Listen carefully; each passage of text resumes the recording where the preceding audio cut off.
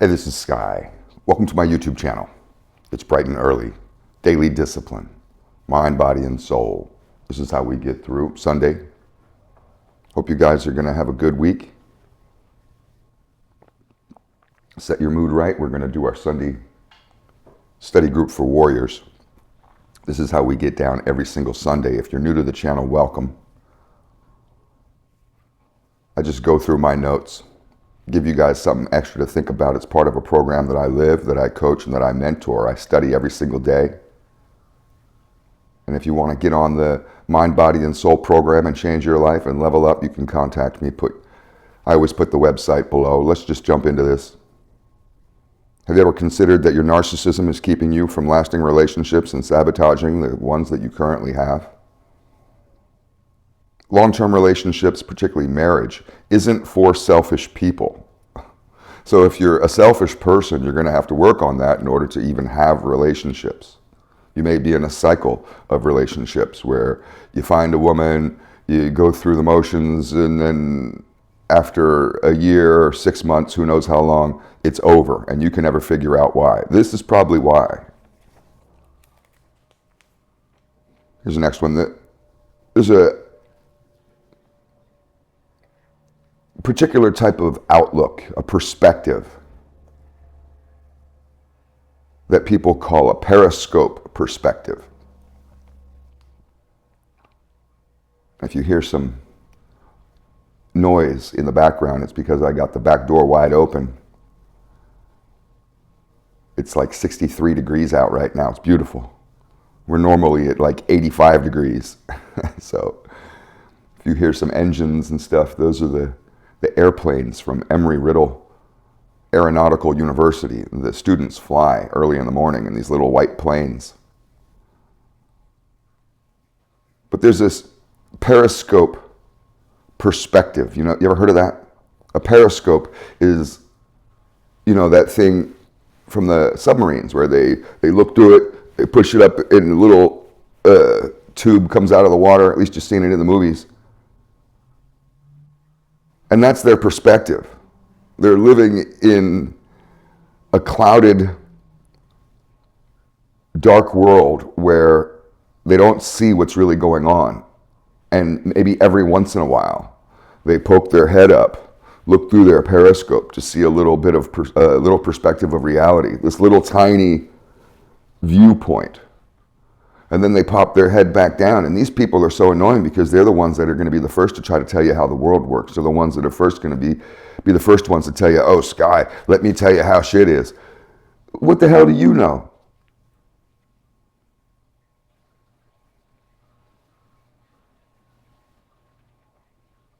To know the right thing to do and not to do it is a sin. Seems pretty basic. But that's a sin. If you knew the right thing to do and you didn't do it, you're a sinner. Dirty, rotten sinner is going to burn in hell.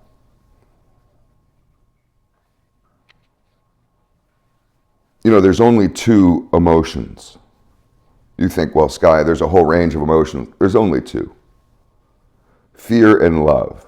Every other emotion that you can identify, doesn't matter if it's anger, doesn't matter what it is. Every other emotion you can identify is a derivative of either fear or love. The root behind it is either fear or love. What motivates it is either fear or love. Fear comes from the devil. God is love. God didn't give you the spirit of fear. It's just something to think about.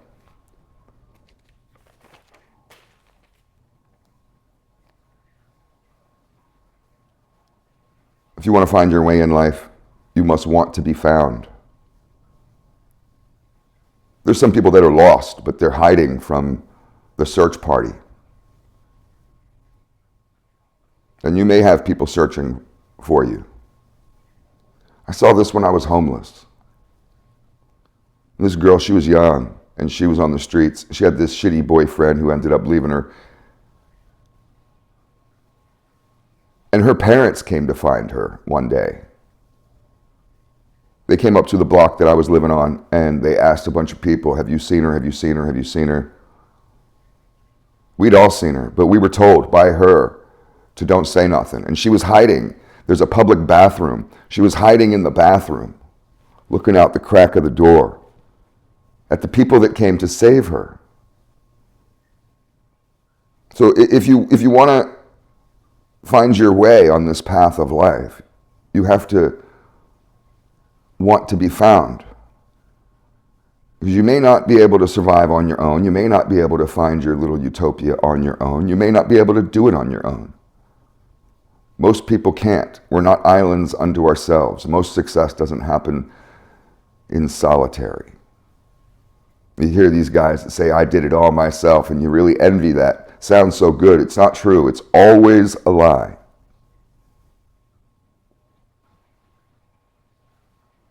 Here's the next one.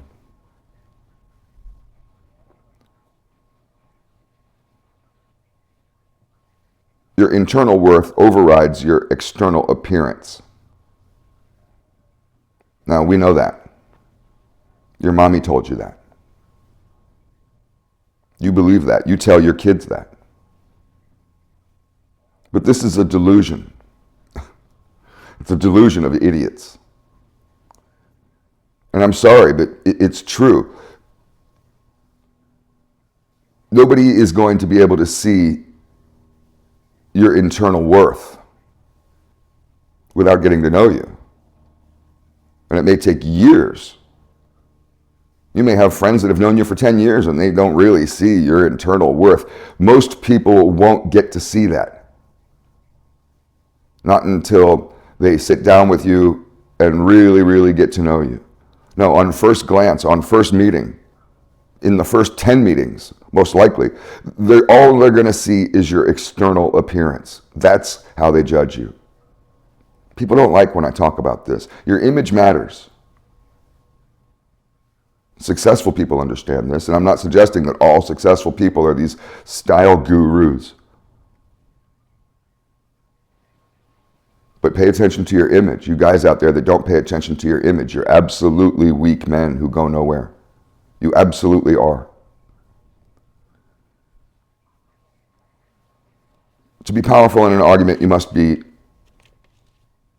fully aware and understanding of your own point, but also be able to argue against your own beliefs, using the language and the definitions of your opponent. So you want to argue about racism. Do you know what it means to be a racist? Can you argue against your point, as horrible as that would sound? Could you take the point of a Klan member and argue against yourself? Just to fully, and use their language and their definitions and their understanding, which may mean that you have to research that extensively for months, for years. And then finally, you can get back to your own point and argue it successfully, but without the knowledge of both sides. What are you really doing? Just memorizing and regurgitating like a little parrot? And this is why some people can't really have a true debate, because they just spit their little memorized sentence or two or paragraph out, and then they just have to run away. Don't practice what you do not want to become. Seems obvious, but what you do is what you are, not what you say. You may say that you're a certain type of person, but what are you really doing?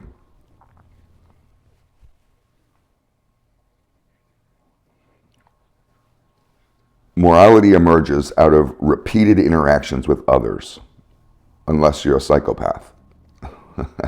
And I guess that's true, because when we learn to socialize, and some people are better at this than others, you learn people's boundaries and parameters and what's okay and what's not okay, what's appropriate, what's not appropriate. And a moral code emerges. You don't have to be brainwashed with this stuff through church. You'll figure it out by the time you're 6 or 7 of what's okay and what's not okay, because you'll either have friends or you won't. And people with friends understand how to treat others well, how to be supportive, how to validate others, how to be not so selfish, how to listen properly, how to give attention, that kind of stuff. But you get a deep, profound sense of what's right and what's wrong through your interaction. And when people don't have many social interactions, this becomes really hard for them to understand of what's appropriate and what's not.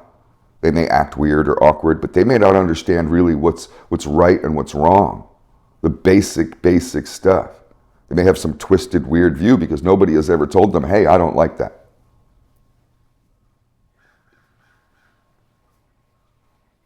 Let's talk a little bit about the abundance mindset versus the scarcity mindset. Your abundance mindset is the flow and infinite potential that you have within you. The scarcity mindset is your fear and limitation. The abundance mindset is from God. That's the Spirit of God. The scarcity mindset is the spirit of the devil. One's based on love, the other one's based on fear. I told you there's only two emotions.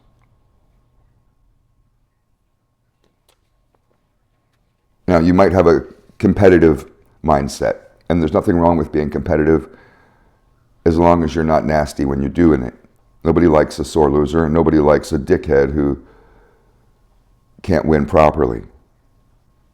However, you have to watch yourself with being overly competitive. A lot of guys are overly competitive, and they're prone to envy and jealousy, and this creates their own suffering.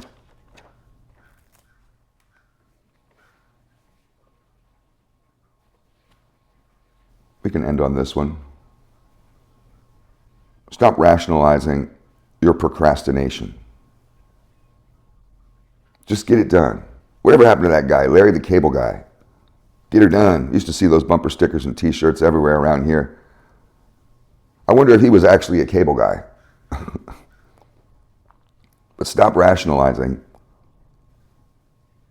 your procrastination. You can say, well, I don't want to go to the gym, and have some excellent reason why. It's too far to drive. I can't find a parking space. I already went yesterday. I'm just not feeling it. Screw all that. Get your ass to the gym. You say, I don't want to read. I don't want to study. I'm not interested in that. I'd rather sit in my catatonic state and play video games for the next 3 hours. Study something. Move forward in your life. You think you're perfect? You think you got it all figured out? If you do, maybe I should be paying for coaching from you. Get that shit done. Get on top of your mind, body, and soul program every single day. A lot of people sit there and cry and they're like, Lord, what do I do? What do I do? And you don't even hear the words being spoken to you. When I ask those questions on my hands and knees, crying, Lord, what do I do? Where do I go? How do I navigate? Just give me a sign. It's pretty clear. And he tells me, stay on your program, son. Just stay on your program and everything will work out. Food for thought.